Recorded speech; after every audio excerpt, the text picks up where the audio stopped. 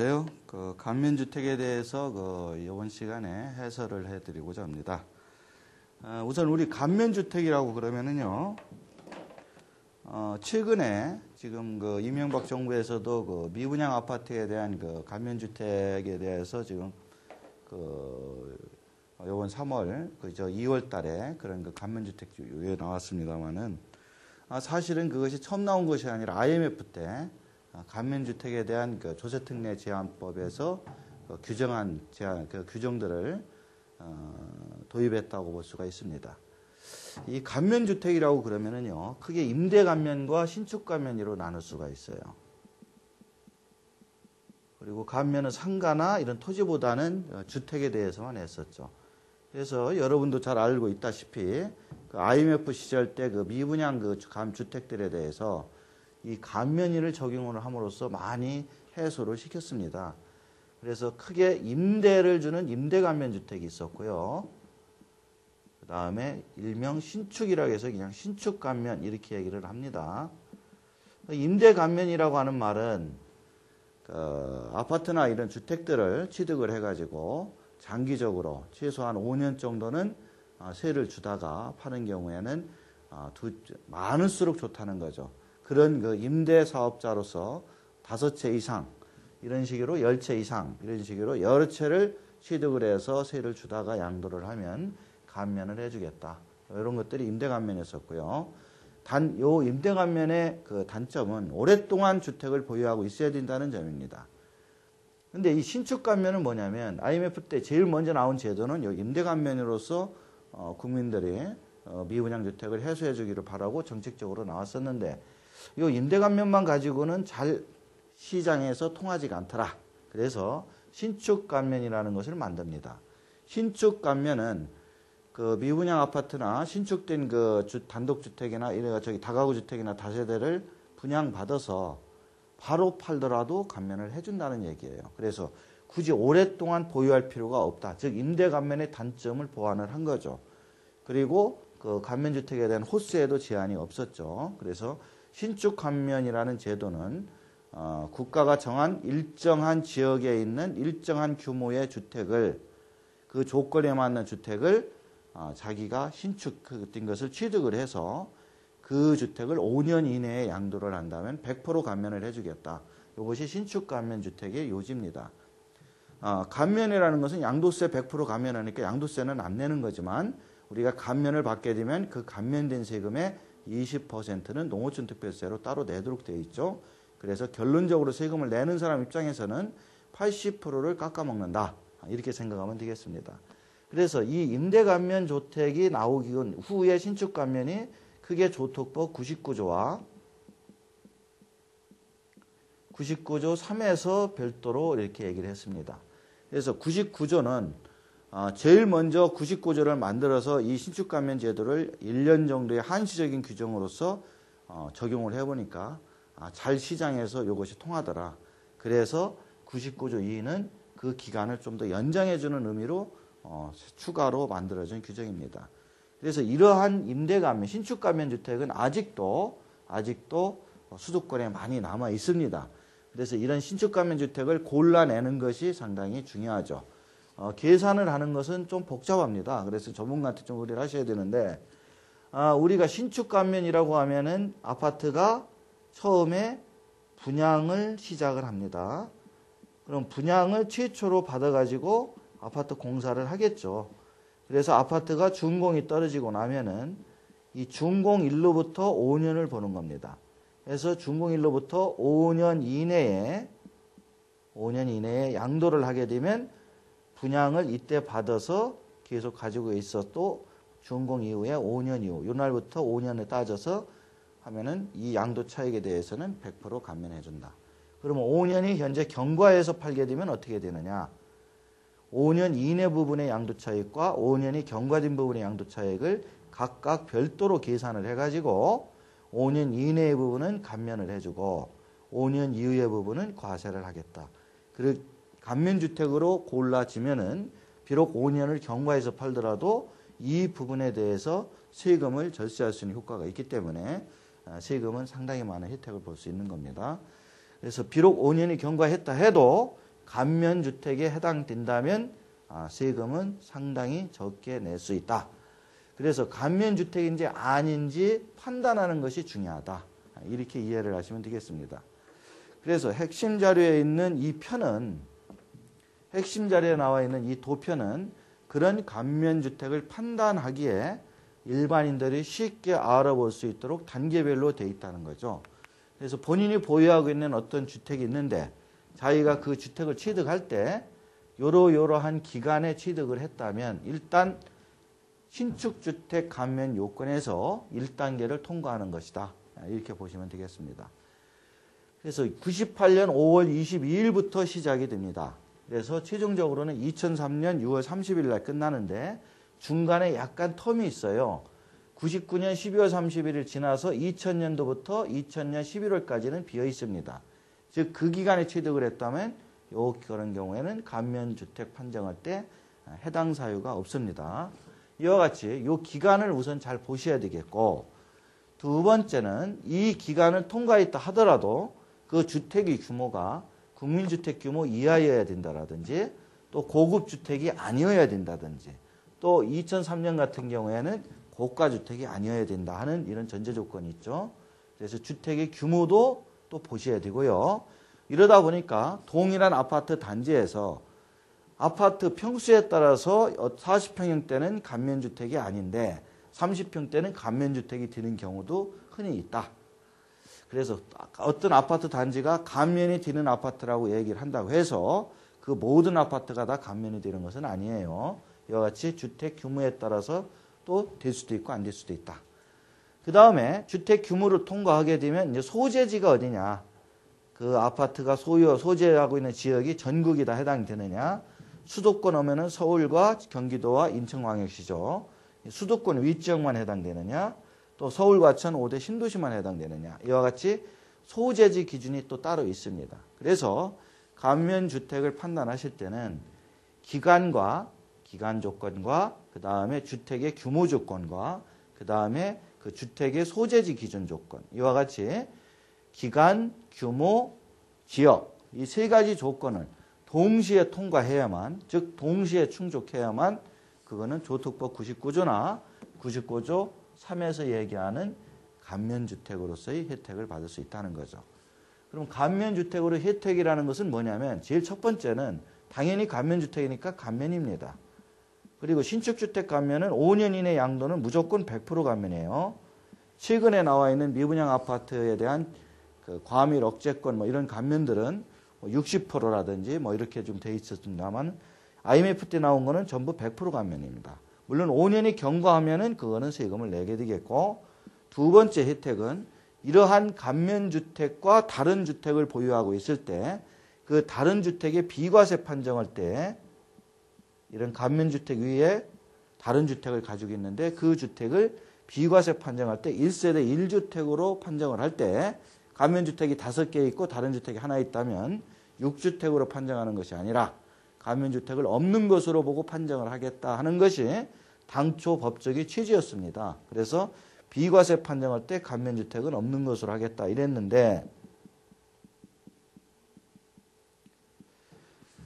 자기가 살고 있는 집이 하나 있고 이런 감면주택을 여러 채 사서 운영을 하시는 분이 있다. 그랬을 때 자기 집 할 때 비과세 해주겠다 그랬는데 이것이 지금 2007년 12월 31일로 적용기간이 끝났죠. 그래서 당초 이 98년도나 2000년도에 만들었을 때에는 비과세를 받을 수 있었지만 2007년 12월 31일로 일몰기간이 경과됐기 때문에 현재 2008년 이후에는 다른 주택을 양도하더라도 비과세를 받을 수는 없다. 세 번째는요. 중과제도가 금년 들어서 완화가 됐습니다마는 작년까지 중과세율이라고 해서 주택을 여러 채 가지고 있으면 중과를 때렸죠. 그래서 2주택자는 50%, 3주택자는 60%. 또 금년 초에 완화된 규정이 2주택자는 일반 세율로 과세를 하지만 또 3주택자는 45%. 그렇다 하더라도 장기보유 특별공제만큼은 안 해주겠다. 그래서 금년에도 이와 같이 중과주택에 선정이 되면은 장특공제를 못 받도록 되어 있습니다. 이 장특공제를 못 받도록 되어 있는데 이 감면주택에 대해서만큼은 장특공제를 모조리 해주는 거고 세율도 무조건 일반 세율로 계산할 수 있다. 대표적으로 이 세 가지가 감면주택의 혜택이라고 볼 수가 있겠죠. 그래서 중과제도가 있을 때에도 일반 세율이었었고 장특공제를 받았던 것이고요. 지금 현재 완화가 되어 있다 하더라도 장특공제는 그대로 지금 적용 못하도록 되어 있는데 감면주택이라면 장기보유공제도 다 받을 수 있다. 세율은 일반 세율로 완화가 됐으니까 뭐 큰 의미가 없겠습니다. 그 다음에 임대감면주택만큼은 1세대 1주택 판정할 때 지금도 없는 것으로 보아서 비과세를 해주고 있고 신축감면주택에 대해서는 2007년 12월 31일자로 일몰기간이 경과했기 때문에 지금은 현재 비과세는 못 받는다. 그러면 자, 첫 번째 이러한 기간에 신축이 됐다. 이러한 기간에 취득이 됐다는 것을 어떻게 판정할 거냐의 문제입니다. 이거는 부동산 유형에 따라서 다 그 취득 시점을 달리 봐야 돼요. 첫째, 일반적인 분양 아파트입니다. 일반 분양 아파트. 일반 분양 아파트는 어느 날을 가지고 요 날짜의 기준을 판정하셔야 되냐면 최초 계약일입니다. 그럼 이 최초 분양 계약일이 언제냐면은 분양 계약서상에 건설이사하고 계약을 한 분양 계약서상의 계약 일자입니다.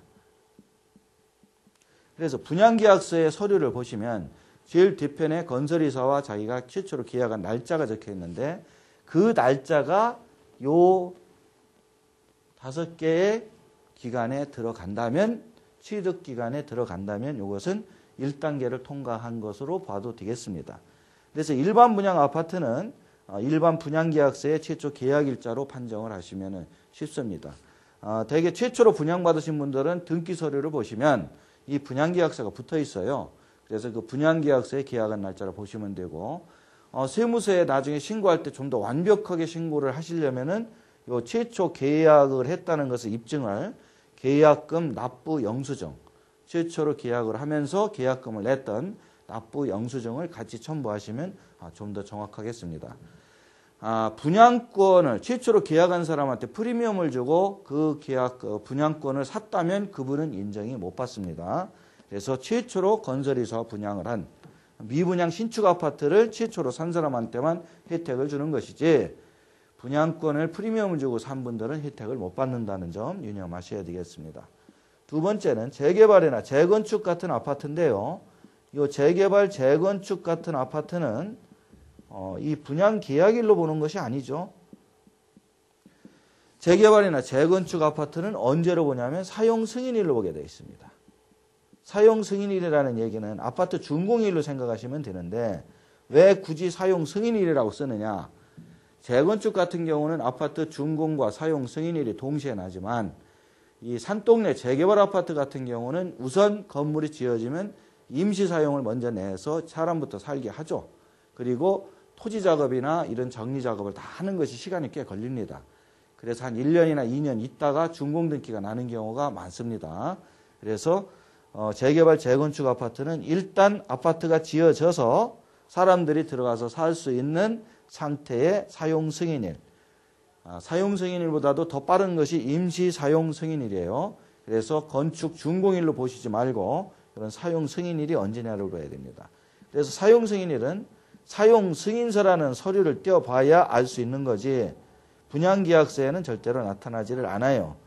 임시 사용이 났다면 그거는 임시 사용 승인서가 있어야 되겠죠.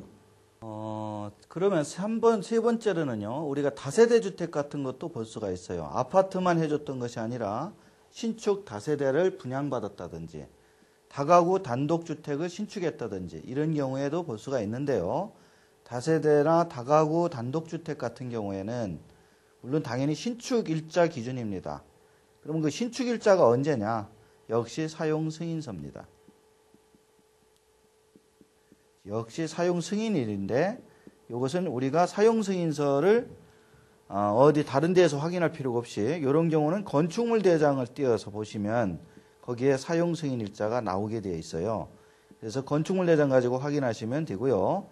그러나 재개발, 재건축 같은 경우는 건축물 대장이나 등기부 등본만 가지고 확인해서는 안 되고 가사용 승인이 날 가능성이 많으니까 임시 사용 승인서를 한번 알아보실 필요가 있다는 겁니다. 이와 같이 크게 IMF 때 일반 분양 아파트와 재개발 아파트, 재건축, 다세대, 다가구 신축 이러한 주택에 대해서는 이 감면 규정이 다 적용이 됐던 것들이죠. 그래서 이 날짜가 이러한 서류의 사용 승인일이나 최초 분양 계약일이나 건축물 대장상의 사용 승인일을 가지고 요 날짜가 들어간 것을 따져봤더니 여기에 포함이 되어 있더라. 그러면 쭉 내려서 두 번째 요 주택 규모 조건을 보셔야 된다는 얘기죠. 잘 아시다시피 여러분들 국민주택이라고 그러면은 전용 면적 85평방미터죠. 그러니까 이거는 뭐 여러분들이 금방 알 수 있을 것 같고요. 문제는 요 고급주택인데 고급주택 현재는 고가주택이라 해서 작년에 지금 개정이 됐죠. 2008년도에. 그래서 원래 6억으로 가던 것이 현재 9억으로 바뀌었습니다만은 그 6억이라는 고가주택 기준은 언제부터 나온 거냐면 2003년 1월 1일부터 나온 것이고 이 IMF 시절은 2002년도까지는 고가주택이라는 용어를 안 쓰고 고급주택이라고 그랬습니다. 그래서 고급주택의 조건이 상당히 까다로운데 쉽게 얘기해서 일반적인 공동주택, 아파트 같은 경우죠. 공동주택 같은 경우에 고급주택은 전용면적이 50평 미만 이런 식으로 얘기를 했었어요. 그래서 전용면적이 50평이 안 되면 그거는 아무리 비싸게 팔리더라도 고급주택이 아니다. 면적 기준과 동시에 같이 이와 같이 했었죠. 그래서 이 당시에도 6억이라는 금액은 있었습니다. 그러나 6억 이상 팔리더라도 전용 면적이 50평이 안 되면 고급주택이 아니다 그랬는데 이 규정도 2002년 10월 달에 5평 낮춰서 45평으로 줄어들었습니다. 뭐 어찌됐든 전용 면적이 45평이 안 된다면은 고급주택은 무조건 아니라는 사실이에요. 그래서 전용 면적이 지금 현재의 가치로는 뭐 10억에 매매가 같아도 전용 면적이 45평이 안 되더라. 그렇다면은 그것은 고급주택은 아니기 때문에 감면 해당된다. 이렇게 보시면 될 것 같습니다.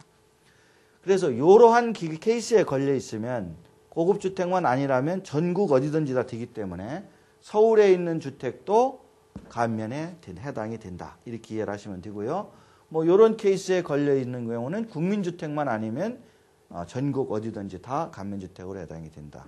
그래서 이 표를 가지고 간단하게 여러분들이 집에 있는 그 주택 그 분양계약서라든지 건축물 대장 등을 떼어 가지고 보시면 내가 가지고 있는 집이 감면주택이다 아니다를 일단 판단할 수가 있겠습니다. 여기서 문제는요. 지금 2003년 이후의 문제인데 2003년 1월 1일에서 6월 30일 사이에 만약에 사용승인이 난 재개발 아파트라든지 이런 경우에는 이 2003년도 당시에는 고가주택 개념이 적용됐어요. 그래서 지금 그런 집을 파는데 5년이 경과했다 하더라도 9억 원 이하로 판다면은 그거는 감면에 해당이 됩니다. 그러나 그것이 9억 원을 초과해서 팔게 되면 고가주택이기 때문에 감면을 혜택을 전혀 못 받는다. 이렇게 생각하셔야 되고요. 여기에서 지역 조건은 서울, 과천, 5대 신도시 지역은 안 된다라고 되어 있습니다만은 지금 그 핵심 자료의 그 아래표를 보면은 이런 부칙 규정이 따로 있습니다. 2003년 이후에 사용 승인이 난 재개발, 재건축 아파트 같은 경우에는 고가주택 감면 배제에 대한 경과 규정 이래서 조특법 개정 법률 부칙에 나와 있는데요. 2002년 12월 31일 이전에 주택건설업자와 최초로 매매계약 체결 및 계약금을 납부하였거나 자가건설 신축주택 재개발이죠. 재개발로 요거는 요 얘기입니다. 2002년 12월 31일 이전에 주택건설업자와 최초로 매매계약 체결 및 계약금 납부 자기건설 신축주택, 즉 재개발, 재건축, 직장조합, 지역조합인데요. 이런 주택들은 사용승인일 기준 이와 같이 얘기를 한 것이에요. 조금 전에 설명드린 것처럼 일반 분양분 아파트는 일반 분양 계약일로 보는 거고 재개발, 재건축 같은 아파트는 아파트가 지어진 날 기준으로 보기 때문에 아주 재밌는 경우가 생기죠. 같은 아파트 단지에서도 재개발, 재건축이 진행되면 종전의 아파트를 가지고 있다가 이것을 관리처분이 나면 허물죠. 그러면서 최초로 이때 분양계약을 합니다. 일반 분양분이 있죠. 그러다 아파트가 주공이 떨어지면 새로운 아파트로 가는데 이 아파트 단지에 있는 것이 일반 분양분이 있고 재개발, 재건축분이 따로 있다는 얘기죠. 그래서 일반 분양자들은 이날 기준으로 취득기간을 산정을 하고 조합원들은 요날 기준으로 산정을 하기 때문에 요날 텀이 있게 됩니다. 그래서 예를 들어서 일반 분양을 2002년도에 했는데 이 사용 승인은 2004년도에 났더라. 그러면 조합원들은 2004년이기 때문에 감면이 안 되고 일반 분양자는 감면이 해당이 된다. 그래서 같은 단지에 있는 그 주민들도 어떤 사람들은 일반 분양자는 되지만 조합원은 안 되는 경우가 있고요. 또 거꾸로 조합원들은 되는데 일반 분양자는 안 되는 경우가 있다. 그런 내용인데요. 현재 이것이 작년 2008년 11월 달에 예규가 개정이 돼가지고 같은 단지에 있는 아파트라면 일반 분양분, 조합원분 구분하지 않고도 감면받을 수 있다 하는 지금 그 예규가 개정된 예규가 하나 지금 나왔어요. 유권 해석이. 그래서 원래 지금 법에서 나와 있는 말을 지금 세무서에서 이렇게 법을 바꿔가지고 두 개 다 감면해 주겠다. 이런 것도 있다는 것도 하나 좀 참고하시고요. 조금 전에 말씀드린 서울 과천 5대 신도시 지역 의회 지역만 인정한다고 했던 규정에 대한 부칙 규정입니다. 요거는 법률제 6762호에 보면은 서울 과천 5대 신도시 소재주택에 대한 감면 배제 개정 관련 경과 규정 해가지고요.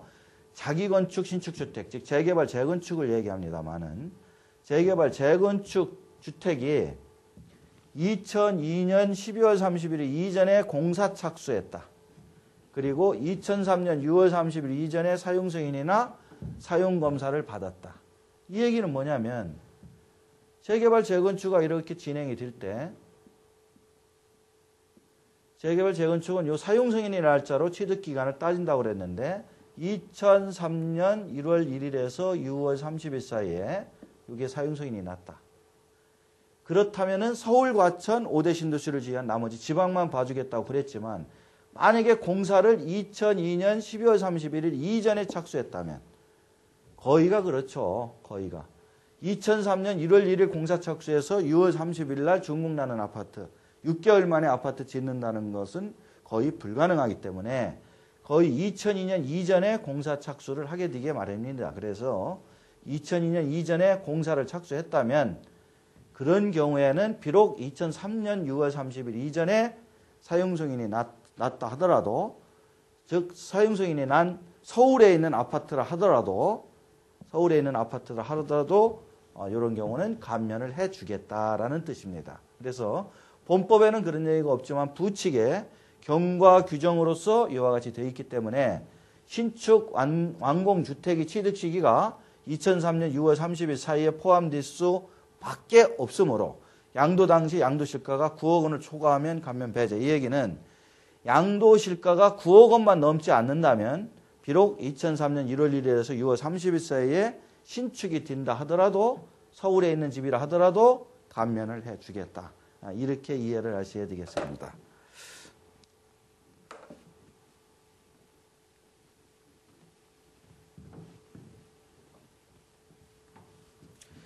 그러다 보니까 지금 이 핵심 자료에는 없는데 이런 그 경우의 수가 생길 수가 있어요.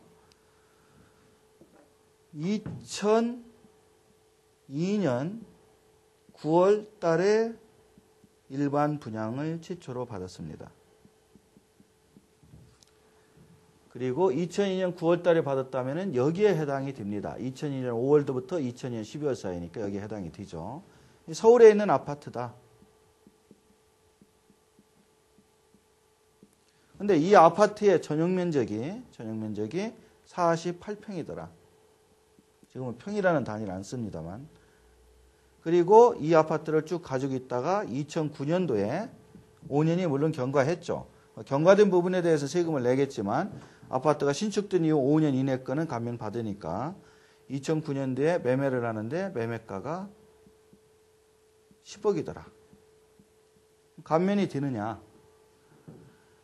이와 같이 요 기간에 지금 2002년도의 기준으로 우리가 지금 따졌습니다. 2002년 9월 달 기준으로 취득 기간이 들어가 있으면 2003년 이전에는 면적 기준으로 고급주택을 판정한다고 그랬으니까 2002년 9월 당시에 전용 면적 48평이 고급주택이냐 아니냐를 먼저 따져보실 필요가 있다. 비록 10억에 팔려서 9억을 초과해서 팔긴 팔았지만 면적 기준을 봤더니 2002년 9월 당시는 전용 면적이 50평 기준이었어요. 그래서 50평에 해당이 되지 않으니까 고급주택이 아니라는 거죠. 즉 면적만 가지고 따질 때는 고급주택이 안 된다. 가액을 가지고 금액을 가지고 따지면 고가주택이지만 면적만 가지고 따지면 고급주택이 안 되기 때문에 감면을 받을 수 있다 없다? 받을 수 있다는 겁니다. 그리고 지역은 전국이니까 서울에 있는 거라 하더라도 가능하다는 거죠. 근데 만약에 예를 들어서 이게 2002년 11월 달에 일반 분양을 받았다. 그렇다면 최초로 물론 받은 걸 얘기하는 겁니다. 11월은 10월 이후에는 면적 기준이 45평으로 줄어들었어요. 그래서 48평짜리라면 이미 면적 기준만 놓고 봐도 45평을 초과했기 때문에 전용 면적 48평은 고급주택에 해당이 됩니다. 그래서 고급주택은 안 된다고 그랬잖아요. 그래서 가액이 10억에 팔고 면적이 이때 48평짜리였다면 당연히 고급주택, 고가주택이기 때문에 이런 경우는 감면에 해당이 안 된다. 이렇게 생각을 하셔야 될 것 같습니다. 일반 분양 아파트를 이렇게 정리를 했는데 재개발, 재건축 아파트도 마찬가지죠. 사용 승인일 기점으로 봐서 면적 기준을 가지고 그 당시 고급주택이냐 아니냐를 판정하셔야 될 것이고 지금 파는 매매 가액만 가지고 고가주택 판정해서 된다 안 된다 이렇게 생각하시면 안 되겠습니다. 이와 같이 감면주택은 계산보다는 여러분들이 가지고 있는 주택을 내가 조특법 99조나 99조 3에 해당하는 감면주택이냐 아니냐를 판정하는 것이 아주 중요합니다.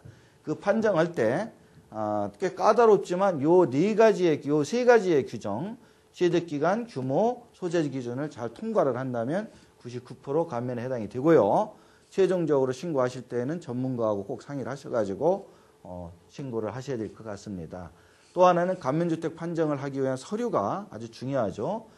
방금 말씀드린 재개발, 재건축 같은 경우는 건축물 대장이라든지 이런 서류가 필요한 것이 아니라 실제 구청에서 발급받은 임시 사용 승인서 같은 것, 또 하나는 관보에 게시된 공고일자 이런 날짜를 꼭 참조하셔가지고 판정을 하셔야지 일반적으로 뭐 분양계약서에 있는 날짜 이런 거 가지고 판정하시면 잘못되는 경우가 있으니까 꼭 전문가들하고 상의를 하셔서 최종적인 판단을 하셔야 되겠습니다.